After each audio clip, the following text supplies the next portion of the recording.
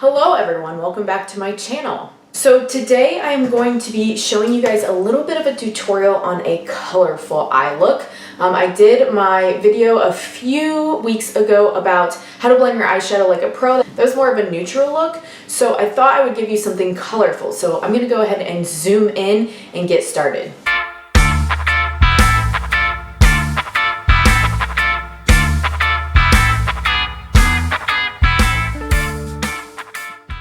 Before we get too far into the video, don't forget to click the subscribe button. I know this is probably your second or third video by now, right? And if it isn't, don't worry. I have a bunch of others you can check out. Alright, so I've done my skincare for the day and I filled in my brows so you wouldn't have to look at these sparse little beasts up here. So the only other thing I've done is put some primer on my lid, and I'm going to be using the Jeffree Star Cosmetics Mini Breaker today. This is something I got in a mystery box from him.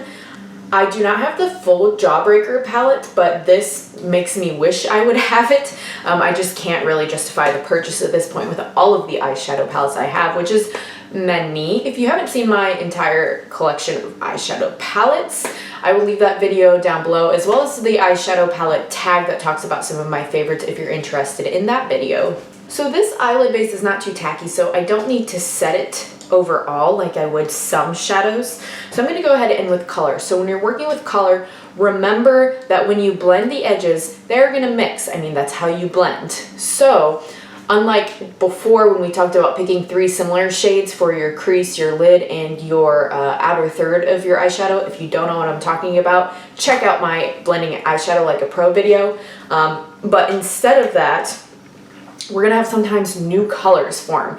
We could stay in the same color story. So for example, if I went diagonally in this palette and used all like pinks and purples, that would kind of do that same ombre-ish type thing that we did with the nudes in my other video.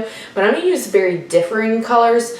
So we're going to be careful to blend, but just like in art, let's say you blended a yellow and a blue, you're going to have green where that meets. So eyeshadow is the same way as that. You just have to kind of think out or pre-plan a little bit more. I think personally with colors, I feel like there's a little less room for error, but I would recommend that you do your eyes first. Like me, I don't have any other makeup on other than my brows, like I said before. That way, if we get any fallout under here, I can wipe it away and it's not going to mess with any of my complexion products. So I don't know if you guys can see today, but I am wearing a like orange, purpley, pink, summery tank top moment. So I'm going to try to pull from some of those colors for my eyes. So I'm actually going to go in right here with the shade called Foreplay to begin with, and I'm taking a Wet n Wild crease brush. I'm definitely tapping off the excess for this because she's powdery, okay? These are very softly pressed. They have amazing pigment and payoff, but there will be fallout if you are not careful. And although I started without my base on in case, I would rather not have fallout still, just because I did do my skincare, and I always feel like if I use a makeup wipe to wipe away any fallout, I'm like, oh, but isn't that kind of like wiping off my skincare too? And that stuff is expensive. Now I'm going up kind of high, not quite all the way up to my brow bone, but pretty high just because I do have hooded eyelids. So your crease placement may be a little bit different than mine depending on your eye shape. But this is kind of going to be my transition color, that when I go in with the other colors on my lid, everything's going to get blended into this one crease color at some point or another. So then I'm going to start on the outside going in, and I'm going to do the darkest color on the outside, and I'm going to use Purple Punch for that. That's this middle matte purple shade. I've used this shade a few times, and it's really interesting because there is another matte purple shade in the Alien palette that I have. I got that in a mystery box from Jeffree Star Cosmetics. And honestly, I think that purple, it's just difficult to work with. It's a little patchy. And I don't find it to be the case that this one is patchy. So I don't know if it's just the fact that this one came out, I don't know, maybe like a year or so later, if they fine-tuned the formulation of the shade. But I do think that's noteworthy that I have found Some discrepancies in the purple shadow quality within the same brand. I'm always interested now that I've noticed that to see what the Bloodlust palette formula is like, since that is mostly purples.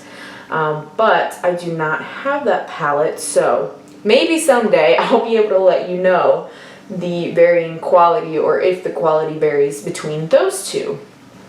So you can see I've got the purple on the outside and I've blended it up into the crease to be a seamless blend between that first kind of pinky bubblegum shade with the purple. I'm going to put that brush aside for now and go to something clean. Okay, so now I'm going to go for orange. So this is going to be my middle color, and I'm going to use Orange Crush here. Now this looks a little goldy, metallic-y in the pan, but usually I have noticed that you can't really see any of that sparkle once you put it on the lid. So again, make sure you're tapping because lots and lots of kick up on this. And I'm just going to put that right in the center of the lid. And I'm just gonna kind of blend back and forth over that center portion on both eyes.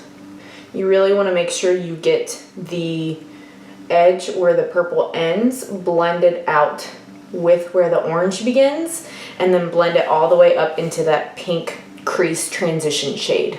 Now, if I were wearing something different, I honestly would probably go for like a yellow. I love yellow on the inner third of the eye, but since I am trying to go with this shirt, I think I'm going to do kind of like a gold, because this yellow in this top is not really like a vibrant yellow.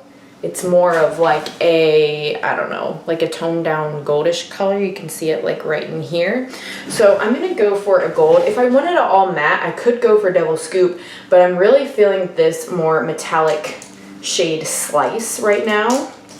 So, by the way, I did that orange with just like a fluffy brush, and that was a Morphe M433 I used, and I am now using a Morphe M166. So this is more of a flat, like a concealer brush. I like it for packing metallic shades. And I'm going on Slice, and I'm just going to put that right in the remaining inner third of my eye. Oh, hello. Hello. How are you? Ooh, I love the metallics and shimmers from Jeffree Star Cosmetics, because you don't have to use your finger and you don't have to wet them, and they still pack a punch.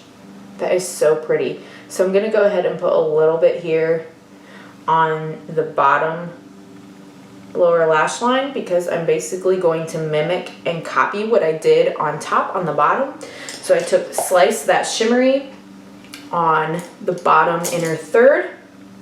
I'm not going to put any more on this brush, but I'm going to take the same brush that I had the orange on and go in the middle. I think there's enough product still left on here to get that orange look without adding any more, especially since I'm working on the lower lash line now.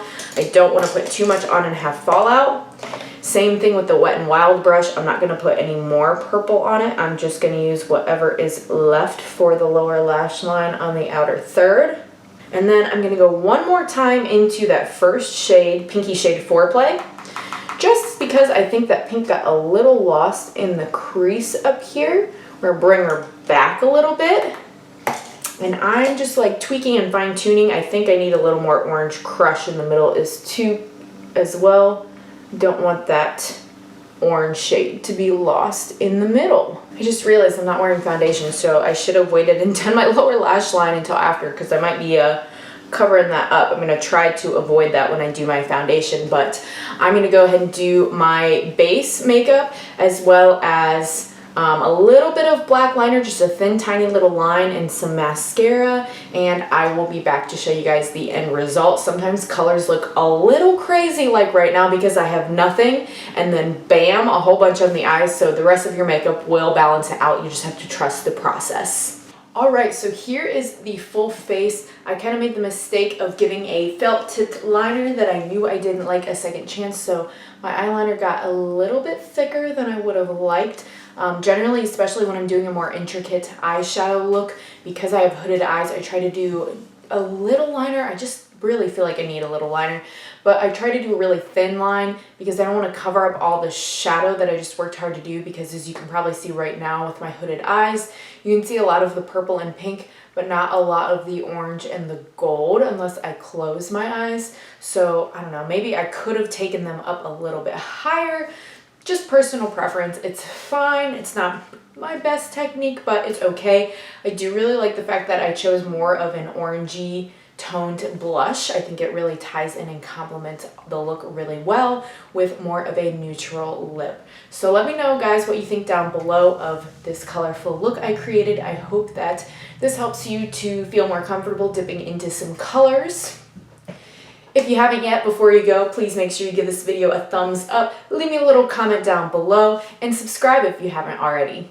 If you're new here, thank you so much for making it this far in the video. I upload new content every Wednesday and Sunday, and I hope to see you on the next one. Bye, guys.